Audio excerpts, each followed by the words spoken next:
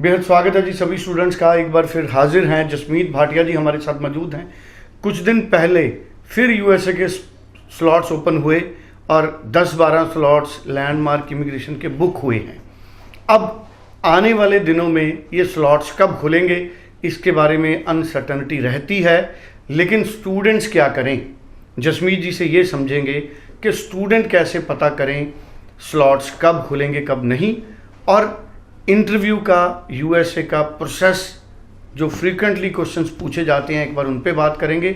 और तीसरा बड़ा इंपॉर्टेंट पॉइंट है, थर्ड पार्टी फंड से बचें, गलत फंड से बचें। बहुत ज़्यादा इन्वेस्टिगेशन अमेरिका इस वक्त कर रहा है।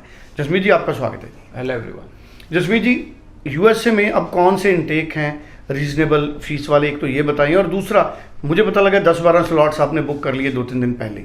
अब आपने एकदम से ऐसे इतने स्लॉट कैसे बुक कर लिए? सो देखिए, सी यूएसए में देर आर टाइम जब स्लॉट्स ओपन हो जाते हैं तो 2 दिन पहले काफ़ी सारे स्लॉट्स ओपन हुए और काफ़ी सारे स्टूडेंट्स को अपॉइंटमेंट मिली। And in coming week we have 40-50 interviews of students lined up and we are hopefully काफ़ी लोगों को वीज़ा मिलने वाला है यूएसए का। एंड यूएसए अगर हम देखते हैं तो USA is a great country, land of opportunities बोला जाता है। वहाँ आप स्क्रैच से $1 बिलियन भी कमा सकते हैं, बट आपके अंदर टैलेंट होना चाहिए। सो हमको समझने की ज़रूरत है कि हमको कौन सी यूनिवर्सिटी में जाना है, कौन से कॉलेज में जाना है, कौन से कोर्सेज करने हैं, ताकि हमें स्टे बैक ऑप्शंस मिलें, ताकि हम पार्ट टाइम काम कर सकें।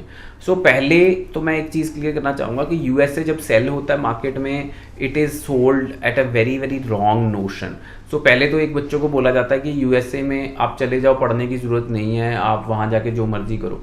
सो हम एक चीज़ बता दें कि जब हम रिफ्यूजी डालते हैं ना किसी कंट्री में जाके, या असाइलम डालते हैं बिकॉज, तो आप इंडिया कभी वापस नहीं आ सकते। ये चीज़ बहुत ध्यान से रखें। एंड सेकेंडली, जब हम एक गलत रास्ता चूज़ कर लेते हैं, सपोज हम यूएसए जा रहे हैं एंड हम पढ़ाई छोड़ देंगे, I-20 देते हैं, उसके अंदर एक सर्विस नंबर होता है। तो सर्विस नंबर जब आप पढ़ाई छोड़ते हैं तो सर्विस नंबर इनएक्टिव हो जाता है।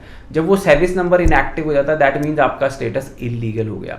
उसके बाद आप काम करते रहते हैं कैश पे, बट आपको पता नहीं होता कि आप इलीगली काम कर रहे हैं। And as soon as your service is activated, जो वीज़ा आपके पासपोर्ट पे लगा है उसकी कोई वैल्यू नहीं रहती। सो स्टूडेंट्स, क्लैरिटी लेके चलें कि हम क्या करना चाहते हैं। हो सकता है कल को यूएसए में ट्रम्प की सरकार आ जाए और जितने इलीगल लोग हों उनको वापस भेज दिया जाए। सो ज़रूर एक क्लैरिटी लेके चलें। और दूसरी चीज़, USA is fully developed country. Land size ज़रूर कनाडा जितना है, बट यूएसए की आबादी 35 करोड़ के करीब है। सो अगर कहें कनाडा इज़ 10% ऑफ यूएसए, और यूएसए में 5000 से ज़्यादा यूनिवर्सिटीज़ हैं। And USA is also very very affordable. हमारे पास ऐसी ऐसी यूनिवर्सिटीज़ हैं जिनकी फ़ीस 7 से 8 लाख है साल की। सो जब हम पहले यूएसए सोचते हैं तो हम सोचते हैं कि USA is very very expensive, but ऐसा नहीं है। USA is quite affordable. USA में लिविंग कॉस्ट भी ट्रांसफ़र नहीं होती। Landmark immigration is American international recruitment council certified, AIRC certified, and we directly represent lot of universities in USA. Affordable fees is there, I-20 fees is waiver. I-20 के नाम पे बच्चों से बहुत सारे पैसे लिए जाते हैं। सो लैंडमार्क इमिग्रेशन की जो सर्विसेज हैं फ्री ऑफ कॉस्ट हैं। ओवरऑल 6 बैंड है जिस बच्चे पे, उससे हम कुछ भी चार्ज नहीं कर रहे। एंड यूएसए अगर हम बात करते हैं तो स्टेम कोर्सेज करने ज़रूरी हैं, साइंस, टेक्नोलॉजी, इंजीनियरिंग, मैथमेटिक्स, तभी आपको फ्यूचर में वहाँ पे रहने दिया जाएगा या लॉन्ग टर्म वीज़ा मिलेगा।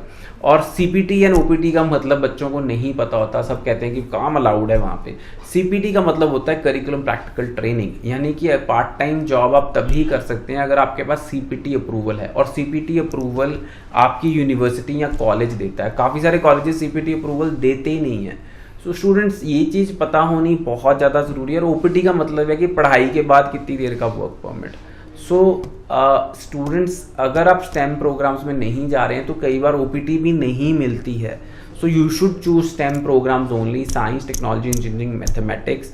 और जो CPT है वो आपकी यूनिवर्सिटी पे डिपेंड करता है कि वो आपको CPT देते हैं। नहीं तो on campus of the university आप काम कर सकते हैं, नहीं तो आप कैश पे काम करते हैं बच्चे, which is not at all allowed और एडवाइज्ड। बट स्टूडेंट्स, पढ़ाई करनी बहुत ज़्यादा ज़रूरी है, बिकॉज अगर आप नहीं पढ़ेंगे तो आपको लीगल स्टेटस ख़त्म हो जाएगा।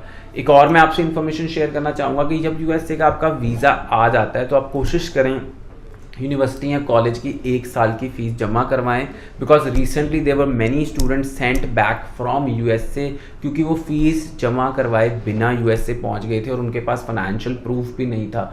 एंड थर्ड पार्टी फंड्स का यूज़ मत करें। जेन्युइनली आप अंकल, चाचा, मामा, ताया उनके फंड्स लगा सकते हैं, बट अगर कहें कि आप किसी कंसल्टेंट के पास जा रहे हैं, क्योंकि मैंने बड़े सारे होर्डिंग देखे हैं 50,000 में यूएसए जाएं, 90,000 में यूएसए जाएं, 2 लाख में यूएसए जाएं, so that is all only money making practice, because visa उनको पता है आना नहीं बच्चे का और उससे पहले पैसे ले लिए जाएं। So students, this is really critical. जब आप यूएसए का स्टडी वीज़ा अप्लाई करते हैं, you need a genuine consultant. It is a great location, great destination. USA जाके भी आप अपना अच्छा फ्यूचर बना सकते हैं, बट आपका मोटो जो है पढ़ाई का होना चाहिए। जी, 90413 90412 जसमीत जी से बात करिए। आप इंडिया के किसी भी हिस्से से लैंडमार्क इमिग्रेशन के जरिए अपनी फाइल मूव कर सकते हैं। Thank you so much. Thank you so much.